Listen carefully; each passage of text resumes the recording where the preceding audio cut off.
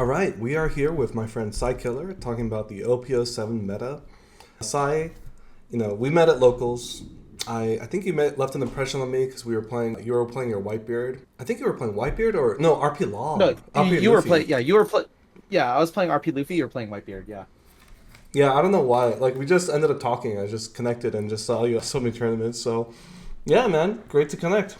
Talking about Yeah. OP-07. Oh yeah. I think OP-07 is going to be a fun format for America, just because what my expectations are or will be for this format compared to, like, I guess the typical formats is, sadly, America is, we follow the meta based off of like how well Japan does. So it's just less thinking and more winning involved. There's no real reason to like deck build if these decks that have already been tested by our Asian format is doing so well. Why fuck around with the different formats when you could just, or different deck building when you could just copy what's already winning. But what's interesting this time around is that compared to Japan's OP-07, we're starting our OP-07 with like a Sakazuki ban on top of like Reject and like the Great Eruption as the three notable cards being banned next set. And my predictions is actually, with OP-07 being completely fresh for us without a Sakazuki or any of those specific ban cards, I believe we're going to see a little bit more deck variation than our typical, like, what do you call it? Than our typical formats or decks that we're seeing that are topping like the list in Japan. Because as you can see, like in the first portions of, like, if you were to look at the top deck website, you could see that a majority of there's like a certain time period where it's just Sakazuki winning like pretty much all the tournaments, and then over time when that ban comes through, it starts varying between four different leaders essentially. Well, technically almost five. Three of the main leaders is like your most notable would be like your Rob Lucci, RP Law, and Black Yellow Luffy, with Anel, Bonnie, and like other different decks kind of just going back and forth between wins. But it's interesting because like there's a lot of decks, if you look like on top decks and seeing the win rates, there's a lot of variation in terms of like wins, because like once Sakazuki got banned, it basically just kind of opened up the floodgates for everyone to kind of play around deck build and stuff. And yeah, it changed a little bit of the format for Japan. But what I'm suspecting is going to be our top decks for this format is going to be, of course, Red Purple Law, Rob Lucci. Then there's going to be Black Yellow Luffy, and Nell will be following behind the three. And then I actually think that Blue Dofi is actually going to do really well in this format, because people are kind of starting to crack the code for the Blue Dofi leader. And another one that's kind of like a sleeper one that is kind of started popping off like near the end of set 7 and is doing well in sets 8 is the Red Purple Luffy deck. That one's also another sleeper one that people might pick up as well, because like at the near the end of set 7, Red Purple Luffy started winning with their deck build. Here, let me copy and paste it to you. Let me see. Yeah, there you go. Nice. Yeah. So this is the deck build that I like. It's a small variation from I guess you can say the OP-07 format of this Red Purple Luffy that was winning, starting to win near the end, like literally at the very last month of the format. Somebody like cracked the code, and then it was like unbelievably like just disgusting. So like it still has its bread and butter, like your Nami, 10-drop Luffy, Whitebeards, 7-drop Kid, Radical, Diablo Jambe, Mr. 2 from set 5, or sorry, set 6, and then your Usopp. Mm-hmm. And the Gene Bart is something different that I added. So like some of the things that's new to the deck is, of course, the 6-drop Sanji. You have your 10-drop Shanks, 3-drop Baccarat, and the Roronoa Zoro. It's actually kind of interesting with the Zoro, that red one, or actually he's a purple card. But that Zoro, you can either choose to use the 6-drop 8K power Zoro vanilla, or you could choose to use this one. I chose to use that one just because like the banish is already like such a big detriment on the in a match, because when somebody swings an 8K swing at you, or even a 9K swing with the other Zoro version vanilla, they're just gonna take it. They're gonna be like, it's okay, I'm not gonna waste my counters. But then when you hit this banish and you do a set 9K swing with this one, it's like way different, because it's like, oh man, what if that card is the one I need? Or if or maybe they will, or maybe they'll just take the hit. Who knows? Same, it could be the same thing too. But the banish, I've won against so many Anels because they couldn't answer the Zoro, and I literally had two Zoros on the board, and I just banished every single life until he was down to 0, and then I just swung for free because he had no cards in his hand. Yeah, it's pretty nuts.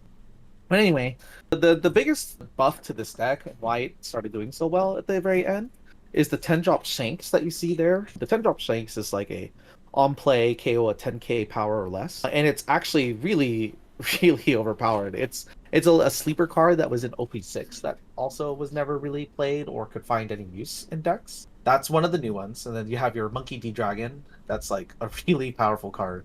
There's many different scenarios and how you can do your your character deployment on the field in different various like ways, but depending on like who your opponent is or what you're fighting.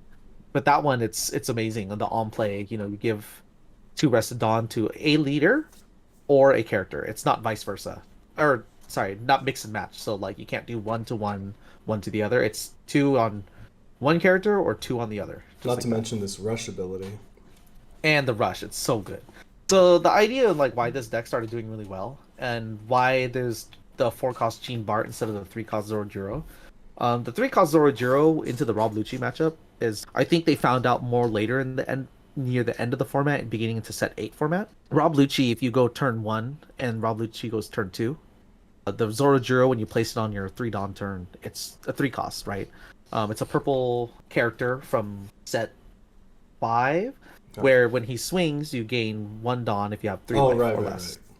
Yeah, so the idea would be that if Rob Lucci really found that as a threat, he could easily just swing 5k with his leader, -1 to your Zorojiro, and just drop a 4-drop Rob Lucci to slow your ramp down. And then it's just like a wasted card, right? So, interestingly enough, is instead of the Zorojiro, we put in the Gene Bart, so you have an option at like your turn 1, or sorry, your turn 2, technically turn 3, at your 5 Dawn, you can ramp with him. He's a little bit 4 cost, so it's a little bit more resources that they would have to manage to KO that in terms of like, black decks. And then for, red purple law, they still have to do the minus cost, so 5k is not too bad. But it's basically for the Dawn ramp. And then the off chance that you go turn 2, or player 2, and you start off with the 2 Dawn turn, and then you go into 4, then that's when your Mr. 2 comes in, so you can help ramp up that way. The only downside to Gene Bart is you need 1 Dawn to get him to get another Dawn, while Mr. 2, you just play him and you automatically get a new Dawn. I mean, I think it's crazy enough that he gets the Dawn ramping, and on top of that, it just has. I mean, that's probably the reason why he's like so expensive. He's just so playable. Oh yeah. So what's interesting enough, right, is so like how this deck really started shining was like, let's say in a perfect world, right, you drew just the right amount of cards, good amount of counters, all that stuff. You took your 1 life only, and you're doing your turn 3. You have 5 Dawn. You drop your Gene Bart, or your like Gene Bart if it's not a red purple law matchup, or you could just drop your Mr. 2 if it. Wait, sorry, Gene Bart if it is red purple law matchup. Mr. 2 if it's not a red purple law matchup. Wait, did I say it right? Anyway, you get what I mean. Like, because you wouldn't play Mr. 2 on a red purple law match because he's just gonna get bottom deck. So anyway, you play those. You go into your 6 Dawn. The following turn you go to 8, and then you can swing. You can go into 9 with your leader ability. So one of the plays is you could do 2 types of plays here. You could either start off with the Captain Kit, and then do your 7 Dawn -1, go up 1k power. So you go from 9 Dawn to 8 Dawn, right? And then you have 2 Dawn active, and then from there you, with the 7, the 2 active Dawn, and your leader's at 7k. You have an 8k body on board. You swing like normal. You have 2 Dawn active to do radical beams. And then, of course, the following turn, where it starts getting interesting, is depending on like what's on their board, if they're swinging, not swinging.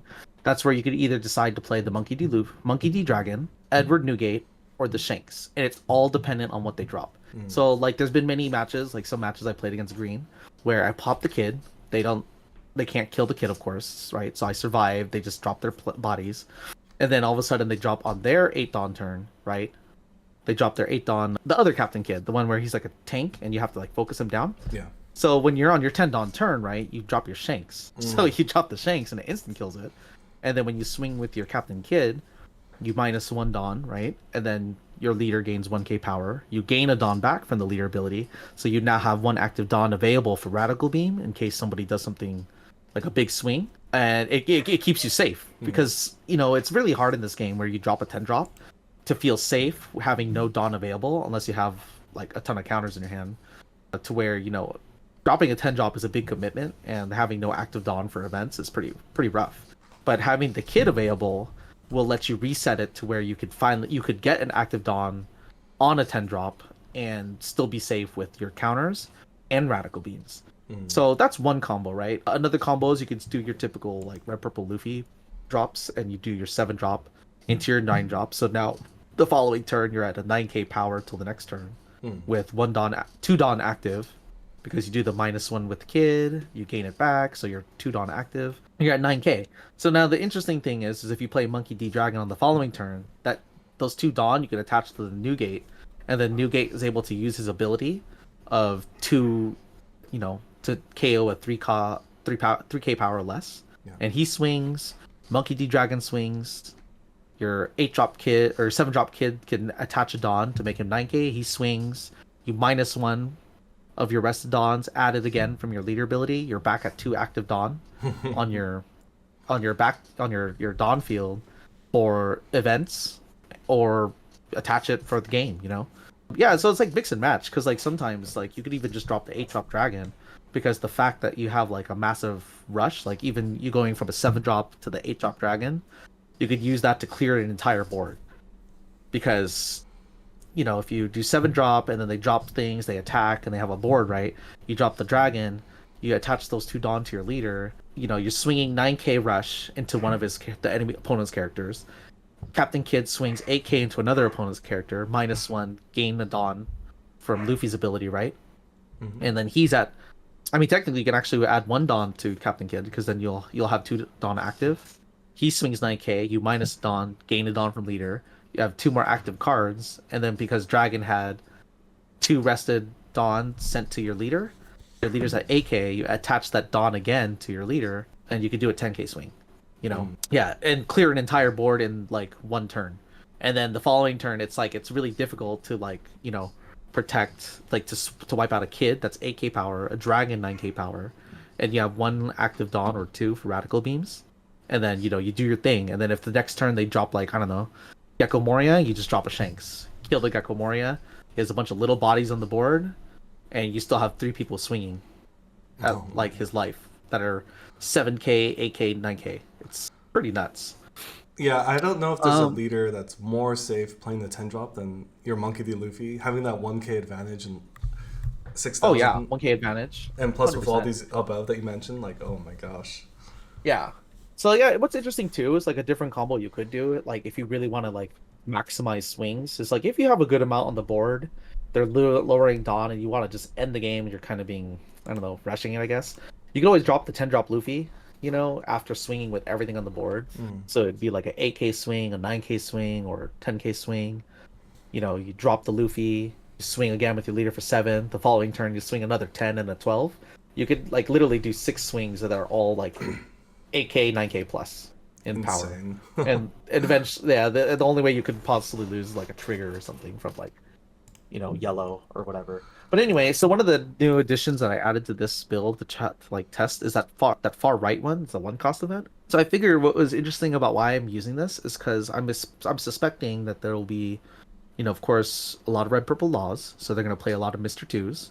When they swing at me, the whole idea is like having this one up. Instead of wasting a Radical Beam, I could use this, KO a Mr. 2, under the assumption they play it first, right? Without using their ability. KO it and then protect my leader. And then it's like, ooh, he just lost like such a good card. You know, you can use this into Rebecca. You can use this into the Rosinante from any green leader. What else? I guess you can use it into Zoro. Like if Zoro... No, because they're all swinging at 5k plus. Well, I mean, there might be a reoccurrence of red green law, so like choppers. Yeah, red green law could show up too. So I just added it to test it out. But generally, what it was originally was the 0-cost event for like discard a card, gain 3k power. Yeah, that was like my original. Yeah, the Jet Gatling. Yeah, there it is on the far right. Oh, Jet Gatling, not the bottom bad manners. Yeah, that one. I like Jet Gatling because in the off chance you get it from trigger, you can use it to gain another Dawn, while the Bad Manners is more of like defensive. Yeah. The Bad Manners is just minus 3k for the turn. Yeah. Yeah, this which makes sense. is good, but you know, at the very beginning of the game, like if I were to take that hit, God forbid it's a Jet Gatling. I remember in a match I played against a purple Luffy, I did how my turns played out was like Dawn 1, Nami, Dawn 3, Zoro. He swings at me, right? Yeah, he swings at me and I take a hit. And it's Jet Gatling, so I gain a Dawn. On the next turn I'm at 6 Dawn now. I swing 7k with Zoro to go up like to 7 Dawn, and then no, actually no, I don't even do that. I remember I just swung like flat with the Zoro, do no damage, get a Dawn, and on 7 Dawn I just instantly drop the Captain Kid. And the opponent, okay, they go to 6, they're at their 6 Dawn turn. I already dropped like a 7 drop. So it's already difficult for them to try to get rid of it. And then the following turn I'm like it's nuts. I'm already at 8, 9, drop Whitebeard, and yeah, it was pretty wild. They didn't even get the 10 Dawn and they like utterly destroyed. But anyway, yeah, that's the whole idea behind the get Jet Gatling versus the Bad Manners. It's just for Dawn ramp mainly. But yeah, other than that though, like yeah, this deck is the sleeper deck. I think is what's gonna do really well. The other card too is Baccarat. People started adding Baccarat into the deck because you can trash your dead cards from your hand to gain a 2k counter essentially, and it's a blocker. So the off chance, you know, that's a weak attack and you really want to defend it, you discard your non counters for a 2k counter, or you just block, you know. And then Sanji also, like, depending on how fast you actually Dawn up or how bad your hand is, who knows? You know, you do the 10 drop, right? You do your 10 drop, you swing your 7, then go to the next turn, you start at 4 Dawn, but then you ramp up to 5, you swing with all your stuff, and then you drop Sanji, because you're a lower Dawn than they are, and it only costs 3. And then you'll have an extra 6k blocker on the board just to block, I don't know, some form of a hit if they're going to swing big at you or something. And he's a 2K or you just have it counter. there because yeah, it's a 2k counter. Or you just have it there so next turn you have him swing. You know, he doesn't. That was like the interesting thing about this build is like because all the blockers are generally 6k power, it's like the strongest ones, and then it's either 5k blocker or 6k blocker, and then anything below that, there's really almost no reason to use a blocker sometimes because you know the whole point of the blocker when you're a 5k leader is to force them to add the extra Dawn to do that. But since they already have to do that in the first place for Luffy, you know, I mean, like I said, the block. I mean, don't get me wrong, the blocker block's lethal, so you can't go wrong with that.